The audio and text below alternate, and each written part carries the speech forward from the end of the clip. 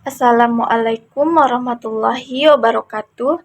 Saya Dayang Aulia Maharani dengan NIM 2314062336, kelas B14.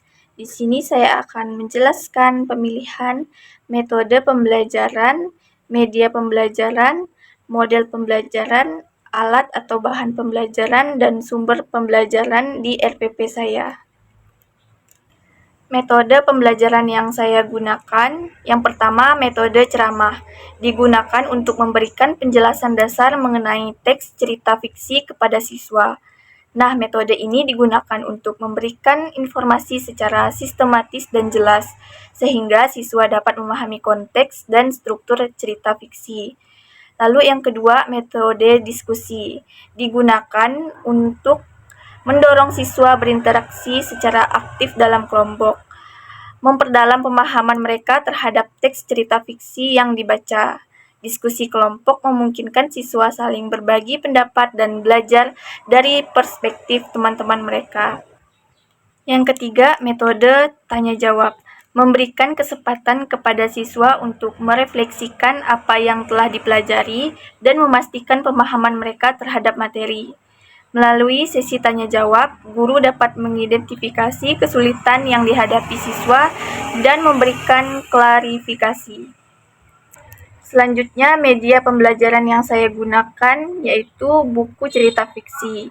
Media ini memberikan teks yang relevan untuk dibaca dan dianalisis oleh siswa, sehingga mendukung pemahaman mereka tentang berbagai elemen cerita fiksi. Lalu lembar kerja siswa, berfungsi untuk membantu siswa merefleksikan dan mencatat hal-hal penting dalam cerita fiksi yang mereka baca. Lembar kerja ini juga memberikan kesempatan bagi siswa untuk melatih keterampilan menulis dan mengorganisasi ide. Lalu model pembelajaran yang saya gunakan, yang pertama model kooperatif tipe atau TPS, memberikan kesempatan bagi siswa untuk bekerja sama dalam kelompok kecil. Model ini mendukung perkembangan keterampilan sosial, komunikasi, dan kolaborasi antar siswa. Dalam model ini, siswa berpikir secara individu, berdiskusi dengan teman sepasangnya, dan kemudian berbagi hasil pemahaman mereka dengan kelas. Hal ini dapat meningkatkan rasa percaya diri siswa dan memperkuat pemahaman mereka tentang materi. Alat atau bahan yang saya gunakan yaitu papan tulis dan spidol. Papan tulis dan spidol adalah alat yang sangat umum digunakan dalam pembelajaran untuk menyampaikan poin-poin penting, menjelaskan konsep secara langsung, serta mencatat hasil diskusi. Dengan menggunakan papan tulis, siswa dapat lebih mudah mengikuti materi yang disampaikan dan melihat hal-hal penting yang perlu dicatat.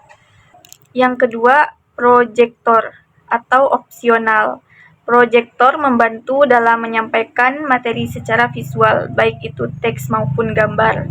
Ini sangat berguna untuk meningkatkan pemahaman siswa, terutama bagi mereka yang lebih mudah menangkap informasi melalui media visual.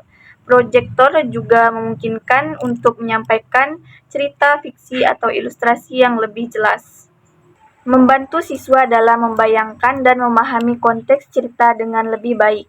Lalu yang ketiga, gambar ilustrasi cerita. Gambar atau ilustrasi dapat memperkaya pengalaman belajar siswa. Dalam konteks cerita fiksi, gambar membantu siswa menggambarkan karakter, suasana, dan alur cerita, serta dapat meningkatkan imajinasi dan keterlibatan mereka dalam materi yang diajarkan. Ilustrasi visual mendukung pemahaman siswa terhadap cerita dengan cara yang lebih menarik dan mudah dipahami. Secara keseluruhan, alat dan bahan ini dipilih untuk meningkatkan interaksi dan keterlibatan siswa dalam proses pembelajaran, memperjelas materi yang diajarkan, serta menciptakan suasana belajar yang lebih dinamis dan menarik. Selanjutnya, sumber belajar yang saya gunakan yaitu buku teks bahasa Indonesia kelas 2 SD dan cerita fiksi. Nah, sumber ini memberikan contoh konkret teks cerita fiksi yang sesuai dengan tingkat perkembangan siswa, serta mudah dipahami oleh mereka. Lalu yang kedua, lembar kerja siswa. Sebagai alat bantu untuk mendalami materi dan mengevaluasi pemahaman siswa secara lebih terstruktur. Secara keseluruhan, pendekatan ini bertujuan untuk menciptakan suasana belajar yang interaktif dan menyenangkan, memungkinkan siswa untuk aktif berpartisipasi, berpikir kritis, serta mengembangkan keterampilan sosial dan akademik mereka. Sekian deskripsi alasan pemilihan metode pembelajaran, media pembelajaran, model pembelajaran, alat atau bahan pembelajaran, dan sumber pembelajaran di RPP saya, Dayang Aulia Maharani. Sekian, Assalamualaikum warahmatullahi wabarakatuh.